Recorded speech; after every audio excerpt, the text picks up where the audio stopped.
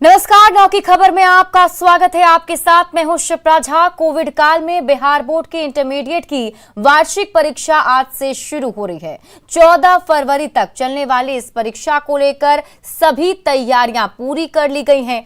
प्रदेश भर के 13 लाख से ज्यादा छात्र इस बार परीक्षा में शामिल हो रहे हैं। प्रशासन परीक्षा के आयोजन की तैयारियां पूरी कर चुका है। परीक्षा को लेकर सभी केंद्रों पर धारा 144 लगा दी गई है ताकि स्वच्छ और कदाचार मुक्त परीक्षा का आयोजन संभव हो सके। इसके लिए परीक्षा समिति की ओर से सभी जिला पदाधिकारी और पुलिस अधीक्षक को इससे जुड़े रहने के निर्देश दिए गए। परीक्षार्थियों को किसी तरह की परेशानी ना हो, इसके लिए बिहार विद्यालय परीक्षा समिति ने कंट्रोल रूम बनाया है जो 14 फरवरी तक लगातार काम करता रहेगा। यहां छात्रों को होने वाली किसी भी परेशानियों का समाधान भी किया जाएगा।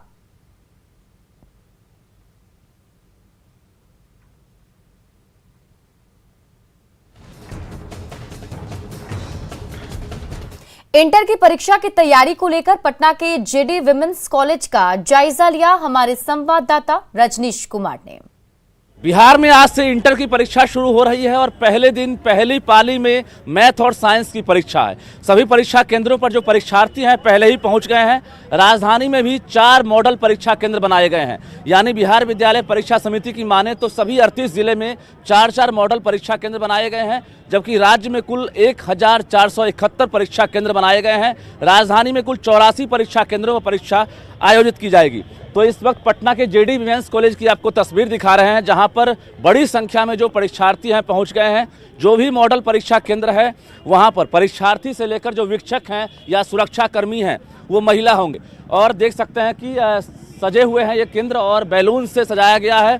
कहा गया है कि जो परीक्षार्थी हैं जैसे ही परीक्षा केंद्र पर प्रवेश करेंगे अंदर, उस वक्त फूलों से स्वागत किया जाएगा। तो ये एक विशेष व्यवस्था की गई है। हर बार की तरह इस बार भी कोरोना है, ऐसे में कोरोना प्रोटोकॉल को पूरी तरह से फॉलो करना है। परीक्षा से पहले और परीक्षा के बाद सभी जो परीक्षा हॉल है उसमें सैनिटाइजर का काम किया जाएगा और सैनिटाइज होने के बाद ही परीक्षा शुरू की जाएगी। तो जो परीक्षार्थी हैं उनके चेहरे पर जो उत्साह है साफ तौर से देखते हुए बन रहा है। राज्य में अगर बात करेंगे तो सभी परीक्षा केंद्रों पर जो सेंटर है उसके आसपास 200 मीटर तक धारा 144 लागू रहेगा। उस बीच जो सुरक्षा कर्मी है उनकी निगहबानी रहेगी और कहीं से भी परिंदा पर नहीं मार सके। कदाचार मुक्त परीक्षा कराने के लिए बिहार विद्यालय परीक्षा समिति ने सभी जिलाधिकारियों को आदेश दे रखा है।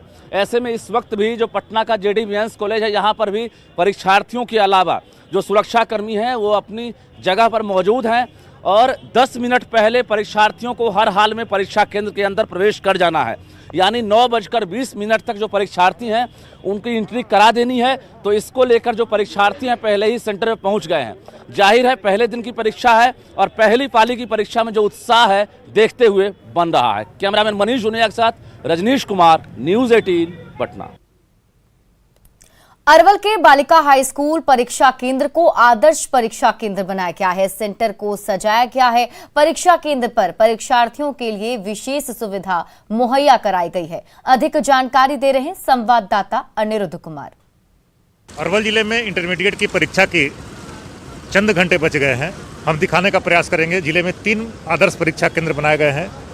ये इंटरमीडिएट की परीक्षा के लेकर आदर्श केंद्र बनाया गया है। बालिका हाई स्कूल जिला मुख्यालय में बनाया गया है।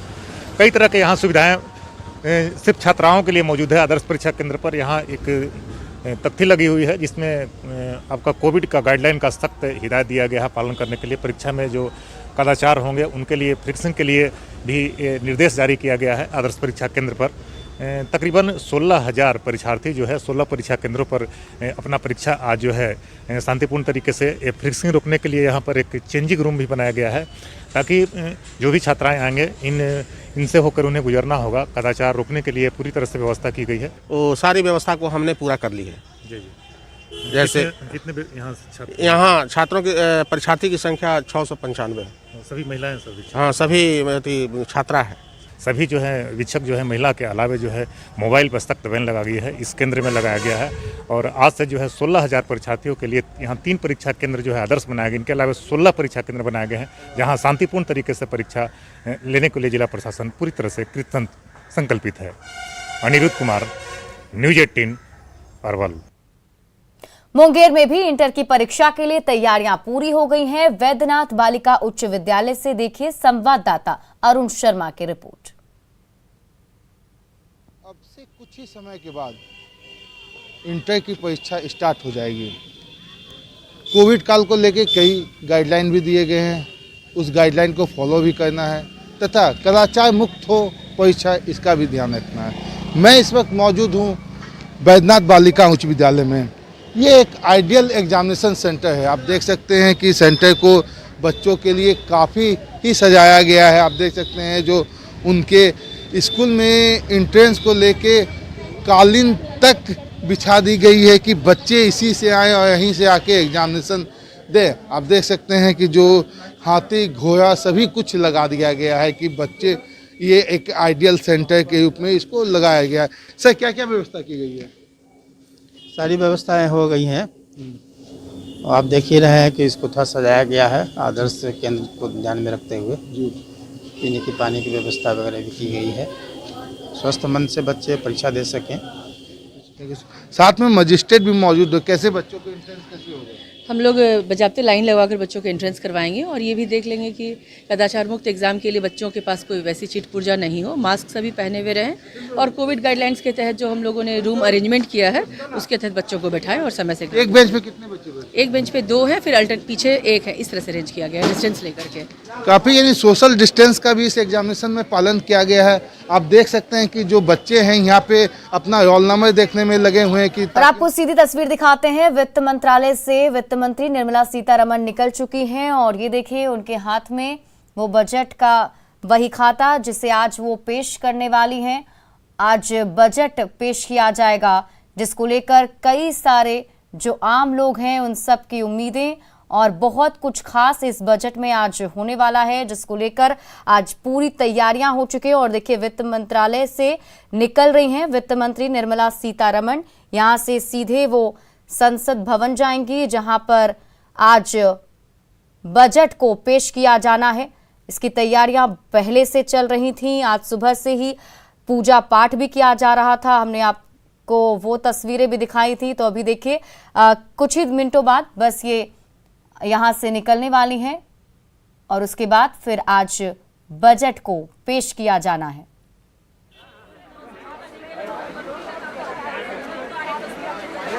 तो आज देश का आम बजट पेश होने वाला है नॉर्थ। और आज वित्त मंत्री निर्मला सीतारमण जो है वो वित्त मंत्रालय से अभी निकल भी चुकी हैं, सीधे यहां से वो निकलेंगी। उसके बाद फिर आज आम बजट जो पेश होने वाला है जिस पे सबकी नजरें टिकी हुई हैं। पूरे देशवासी आज इस बजट पर ध्यान लगाए हुए हैं कि उनके लिए क्या कुछ खास होने वाला है, क्या राहत मिलेगी, क्या कुछ अलग मिलेगा, किन किन जगहों पर क्या कुछ नया देखने को मिल सकता है या कुछ राहत मिल सकती है। आज आम बजट पेश होना है, उसको लेकर देशवासियों की कई सारी उम्मीदें भी जुड़ी हुई हैं। और अभी देखिए जो तस्वीरें हम आपको दिखा रहे हैं, यहां से निर्मला सीतारमण निकल चुकी हैं। बस कुछ ही मिनटों का इंतजार। 11 बजे का वक्त तय किया गया है जब निर्मला सीतारमण बजट पेश करेंगी और चौथी बार संसद में आज निर्मला सीतारमण बजट पेश करेंगी। और इंटर की परीक्षा को लेकर जमुई जिले में 28 परीक्षा केंद्र बनाए गए हैं। परीक्षा केंद्रों पर कदाचार मुक्त और शांतिपूर्ण परीक्षा के संचालन के लिए पुलिसकर्मी की तैनाती की गई है। जमुई के कन्या मध्य विद्यालय को आदर्श परीक्षा केंद्र बनाया गया है। केंद्र का जायजा लिया संवाददाता केसी कुंदन ने। बिहार बोर्ड की इंटर परीक्षा की आज से शुरुआत हो रही है और जमुई जिले में कुल 28 परीक्षा केंद्र बनाए गए हैं और 28 परीक्षा केंद्रों में 4 परीक्षा केंद्र को आदर्श परीक्षा केंद्र बनाया गया है। जमुई शहर का ये देख सकते हैं कि आदर्श जो मध्य विद्यालय है यह भी परीक्षा केंद्र आदर्श है और यहाँ अगर बात करें तो यहाँ परीक्षार्थी आकर देंगे और ये छात्राओं का ये केंद्र है, परीक्षा केंद्र है। जहाँ तक ज़िले की बात करें तो ज़िले में 28 केंद्रों में 14 गर्ल्स और 14 बॉयज़ के सेंटर बनाए गए हैं और आदर्श परीक्षा केंद्र है, तो इसलिए जो परीक्षार्थी यहाँ आएंगे उनके वेलकम के लिए यहाँ पर फूल रखा गया है और साथ ही यहाँ पर सैनिटाइज़र है और ये थर्मल स्कैनर है कि उनको कोई मतलब बुखार है कि नहीं, कोविड गाइडलाइन का जो पालन करने के लिए निर्देश है। और साथ में यहाँ पर निर्देश दिया गया है कि मास्क पहनकर लोगों को रहना है। और देख सकते हैं कि जो कर्मी है यहाँ पर जो परीक्षा पर के लेकर लगाए गए हैं वे लोग मास्क पर हैं। जो परीक्षार्थी हैं वो भी आना शुरू कर दिए हैं, जहाँ पर सुरक्षाकर्मी मौजूद है ताकि कदाचार मुक्त और शांति परीक्षा हो सके। केसी कुंदन, न्यूज़ 18 जमुई। वित्त मंत्री निर्मला सीतारमण आज केंद्रीय बजट पेश करने वाली हैं। सभी को इंतजार है कि इस बार के बजट में वित्त मंत्री क्या ऐलान करती हैं। व्यापारियों को भी बजट से काफी उम्मीद है। व्यापारियों का कहना है कि उन्हें इस बार कुछ नई उम्मीद जगी है इस बजट को लेकर। कोरोना महामारी के बाद से ट्रेडर्स को भारी आर्थिक संकट का सामना करना पड़ रहा है। व्यापारी वर्ग को उम्मीद है कि टैक्स में कुछ रियायत दी जाएगी। साथ ही स्वास्थ्य सुविधा पर लग रहे टैक्स पर भी छूट देने की जरूरत है। व्यापारियों से बजट को लेकर बातचीत की रांची संवाददाता कोमल बहल ने। तो बाद वित्त मंत्री निर्मला सीतारमण बजट पेश करने जा रही है। ऐसे में बजट को लेकर के काफी लोगों को उम्मीदें होती है, अलग अलग वर्ग के लोगों को उम्मीदें होती है। ऐसे में रांची के व्यापारियों को क्या उम्मीदें हैं इस बजट से, इसे लेकर के हम इनसे बात करेंगे। क्या उम्मीद है सर इस बार के बजट से? उम्मीद तो बहुत ज्यादा नहीं है कोई, क्योंकि कोविड के कारण सरकार के भी हाथ बंधे हुए हैं। लेकिन हम फिर भी चाहेंगे कि जो रोजमर्रा की चीज है, जैसे आपका पेट्रोलियम प्रोडक्ट हो गया, ये सब चीजें, इस सब में सरकार को कुछ एक्साइज में, जीएसटी में कुछ कटौती करना चाहिए। क्योंकि हमको लगता है कि उसमें कम करने से बाकी सारे चीजों के भी दाम कम होगी। और तो हमको नहीं लगता कि सरकार के पास में कुछ ज्यादा इसमें इस बार स्कोप होगा, क्योंकि सरकार का भी हाथ बंधे हुए हैं। सरकार के हाथ बंधे हुए हैं, क्या कहना चाहेंगे? टैक्स स्लैब को बढ़ाया जाए जी। और दूसरा जीएसटी पर थोड़ा नियंत्रण होना चाहिए। आप बता रहे थे 12 से 18% हुआ है। हाँ, अभी कॉन्ट्रैक्टर्स का 12 से 18% हो गया जी। जो पेएबल कॉन्ट्रैक्टर्स को नहीं है जी। तो इसका सीधे नुकसान कॉन्ट्रैक्टर्स सबको होगा। इस पर थोड़ा ध्यान देना चाहिए जी। कोरोना के बाद से देखा जाए तो व्यापार जो है काफी ठप भी हुआ। अब तो सब पटरी पर आ गया है, इसलिए और महंगाई पर थोड़ा कंट्रोल हो। महंगाई पर कंट्रोल देने की जरूरत है, आप क्या कहेंगे? इनका कहना है कि सरकार जो है इस बार महंगाई पर कंट्रोल करे, थोड़ा कुछ रियायत दे, क्या कहेंगे? क्या कहेंगे, जीएसटी सब है। हम लोग तो एक गरीब किसान आदमी हैं, तो हम लोग उतना ये सब हाई लेवल के बारे हम लोग ये सब उतना जानकारी हम लोग नहीं रखते। किसान हैं आप, किसानों की क्या उम्मीदें होती हैं? किसानों को तो उम्मीद बहुत बेहतर रहेगा इसमें। जी। ये जीएसटी जो लगा रहा है, बढ़ा रहा है, इससे हम लोग को उतना समझ में नहीं आता है। तो जीएसटी से नाखुश है, समझ नहीं आ रहा है, इनका ये कहना। आप कुछ बता रहे थे, इस बार आपकी क्या उम्मीदें हैं सर बजट को लेकर के? बजट में उम्मीदें अभी तो देश विदेश में कोरोना को लेकर काफी सभी कोई सजग भी हैं, और व्यवसायी लोगों के लिए तो काफी परेशानी की बात है, छोटे व्यवसायी भी जितने हुए। स्लॉट की जहां तक बात है तो थोड़ा बढ़ाना भी चाहिए, और एनुअली टर्नओवर पे स्लॉट को फिक्स करना चाहिए अलग अलग।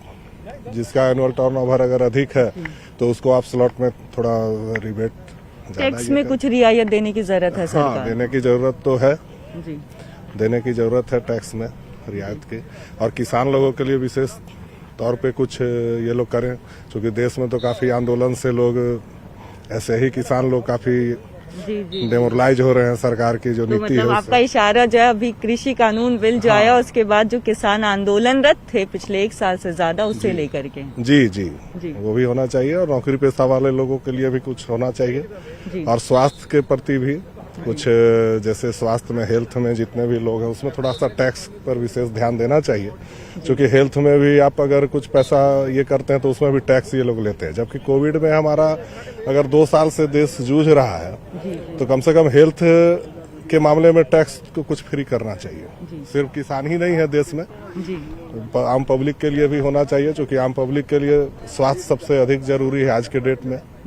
इसलिए बजट में उस पर भी उम्मीद है हम लोगों को कि स्वास्थ्य पे भी कुछ होगा टैक्स। जी। तो काफी मिली जुली प्रतिक्रिया हमें यहाँ से मिली है। किसी का कहना है कि किसानों के लिए कुछ छूट दी जाए, तो वहीं जो छोटे व्यापारी है उनके लिए भी कुछ रियायत दी जाए टैक्स में। तो मिली जुली प्रतिक्रिया। हालांकि अब देखना ये होगा कि इस बार बजट में क्या कुछ खास होने वाला है कारोबारियों के लिए। कैमरा पर्सन संत के साथ कोमल बहल, न्यूज़ 18 रांची। पटना के चाय दुकानों पर सुबह से ही लोग चाय की चुस्की के साथ बजट पर चर्चा कर रहे हैं और वित्त मंत्री से उम्मीद लगाए बैठे हैं। ज्यादातर लोगों को उम्मीद है कि महंगाई से राहत मिलेगी और टैक्स में छूट दी जाएगी। लोगों से बात की हमारे संवाददाता रजनीश कुमार ने। केंद्रीय बजट पेश होने वाला है, ऐसे में हर किसी की निगाहें बजट पर टिकी हुई है। तो राजधानी पटना के चाय दुकानों पर भी बजट की जोर शोर से चर्चा चल रही है। इस वक्त हम राजधानी के ही एक चाय दुकान पर मौजूद हैं। देखिए, जहां हर वर्ग के लोग मौजूद हैं। सुबह में चाय की चुस्की भी ले रहे हैं और बजट पर चर्चा भी कर रहे हैं। जरा बात करते हैं कि आखिर क्या उम्मीदें हैं बजट से इस बार। बजट ऐसा होवे कि सबको कल्याण होवे आओगा, हम लोग यही चाहते हैं। सरकार बढ़िया से हम लोग के सबको कल्याण करे, चलावे, गरीबों को भी उद्धार होवे, यही चाहते हैं। विशेष क्या है, विशेष तो यही है कि भाई सबको कल्याण होवे। क्या नाम हुआ? बच्चू राम जी। बाबा बताइए, हर बार बजट देखते हैं, इस बार क्या है खास उम्मीद? इस बार खास उम्मीद यही है कि उम्मीद कम कर रहे हैं कि बजट में अच्छा दे सकते हैं। अच्छा, समझे ना? और तो और बजट दें, रोड फूट जहाँ जहाँ तो टूटा हुआ बनवाएं, तब ना हम लोग मैंने जदयू के समर्थन करेंगे ना भाई। अच्छा, यही है। वित्त मंत्री से क्या उम्मीद कर रहे हैं? मेन बात है कि वित्त मंत्री से उम्मीद तो कर रहे हैं कि दे सकते हैं तो देंगे। क्या नाम हुआ? मेरा नाम है रमेश प्रसाद जी। बताइए, क्या इसमें हर जगह लोग टीवी पर टिके हुए हैं कि भाई आज बजट में कुछ बड़ा होने वाला है, बताइए। हम लोग तो चाहेंगे कि जितना कम से कम हो सके वही बजट में दे तो सबको आराम होगा। हाँ। नौकरी पेशे में है जी ना, हम लोग प्राइवेट में हैं। हम लोग क्या चाहते हैं? हम लोग चाहते हैं कि कम बजट में हो, सामान सब तो आदमी सुविधा से ले सकता है। वैसे बढ़ जाने पर तो हम लोग को तो दिक्कत है। यही उम्मीद करते हैं कि जितना हो सके उनसे। क्या नाम हुआ? अखिलेश कुमार सिंह जी। बताया जाए, मैं कुछ तो उम्मीदें होगी। जी, बजट से किया जाए कि कभी सभी निम्न स्तर के लोग हैं उनको किसी तरह का तकलीफ ना हो, और बजट से सभी लोगों का आशा लगा हुआ रहता है कि सरकार कुछ ऐसा दिखाए जो पब्लिक को सुविधा हो, किसी तरह का दिक्कत नहीं हो। किचन पर दबाव भी पड़ रहा है। जी हाँ, बिल्कुल। गैस 1000 से हो गया और घर का बजट बिगड़ रहा है, तो उसको देखते हुए सरकार को चाहिए कि भाई घर का भी सबका सही सलामत। बहुत सेक्टर है, कृषि है, शिक्षा है, स्वास्थ्य है, उन सब सेक्टर में क्या उम्मीद? हाँ, सभी चीज महंगाई तो बहुत बढ़ गई है। हाँ, सरसों का तेल भी महंगा हो गया, बच्चों लोग का पढ़ाई में भी तकलीफ हो रहा है। हाँ, इनकम टैक्स स्लैब को घटाया जाए, मतलब कि जैसे कभी 2.5 लाख है तो उसको 5 लाख किया जाए। अच्छा। और महंगाई पर थोड़ा कंट्रोल किया जाए। महंगाई बहुत ज़्यादा बढ़ गया है, उसके लिए तो कंट्रोल करना चाहिए।